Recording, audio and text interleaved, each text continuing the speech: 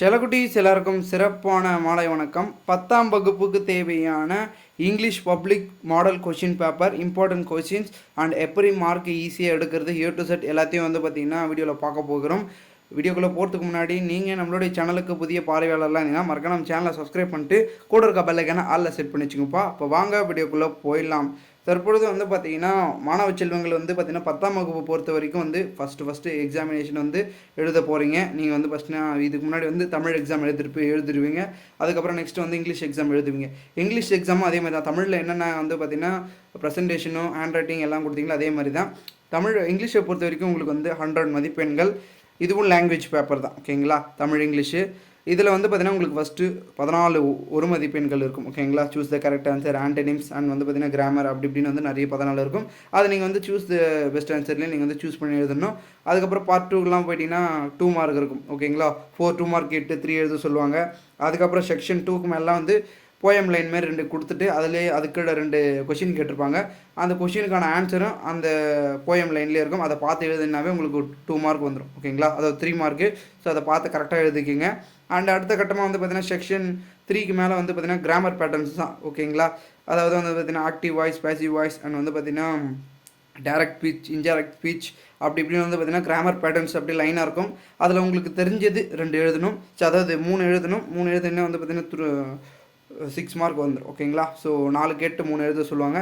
அதுக்கப்புறம்லாம் பார்த்திங்கன்னா செக்ஷன் 4க்கு மேலாம் பார்த்திங்கன்னா road map and 5 marks questions கேட்டிருப்பாங்க, பேராகிராஃப் ரைட்டிங். அண்ட் அடுத்தது பார்த்திங்கன்னா இந்த பெரிய ஒரு போயம் லைன் மாதிரி ஒரு சின்ன பேராகிராஃப் மாதிரி கொடுத்துட்டு அதில் கொஷின்ஸ் கேட்டிருப்பாங்க. அதையும் நீங்கள் எழுதணும். அதுக்கப்புறம் ஸ்பாட் த எரரு அண்ட் லாஸ்ட்டாக ஃபைனலாக பார்த்திங்கன்னா ஒரு பெரிய பேராகிராஃப் ஒன்று கொடுத்துட்டு அண்ட் சம்மரி, நோட் மேக்கிங் அதெல்லாம் இருக்கும். லாஸ்ட்டாக பேராகிராஃப் பெருசாக கொடுத்துட்டு அதுக்கேற்ற ஒரு 5 கொஷின் கேட்டிருப்பாங்க. அந்த 5 கொஷினுமே அந்த பேராகிராஃபில் தான் இருக்கும். அதை பார்த்து நீங்கள் கரெக்டாக எழுதுனீங்கன்னாவே மார்க் ஈஸியாக அழகாக எடுத்துகிட்டு போயிடலாம், ஓகேங்களா. ஸோ அதுக்கான ஆன்சரும் அப்படியே தான் இருக்கும், ஓகேங்களா. இங்கிலீஷை பொறுத்த வரைக்கும் கொஷின்லேயே ஆன்சர் இருக்கும். நம்ம பார்த்து எழுதுனாவே மார்க்கை அப்படியே பெருசாக லெட்டாக மார்க் எடுக்கலாம் அப்படின்ற சொல்லுவாங்களா. அது மாதிரி நீங்கள் நல்லா மார்க் எடுக்கலாம். ஸோ அது மாதிரி நீங்கள் பார்த்திங்கன்னா மார்க்கை ஈஸியாக எடுக்கலாம், ஓகேங்களா, இங்கிலீஷில் பொறுத்த வரைக்கும். அண்ட் லாஸ்ட்டாக பார்த்திங்கன்னா ஒரு எனி 4 அப்படின்னு கொடுத்துருக்காங்க. இதுதான் பார்த்திங்கன்னா முக்கியமானது. டெவலப்பிங் இன்ஸு அண்ட் இது பாருங்கள், அதாவது லுக் அட் த பிக்சரை பார்த்துட்டு நம்ம பார்த்திங்கன்னா அதோடைய சென்டென்ஸ் ஒரு பேராகிராஃப் மாதிரி ஒரு 4-5 லைன் எழுதணும். அதை எழுதுங்க.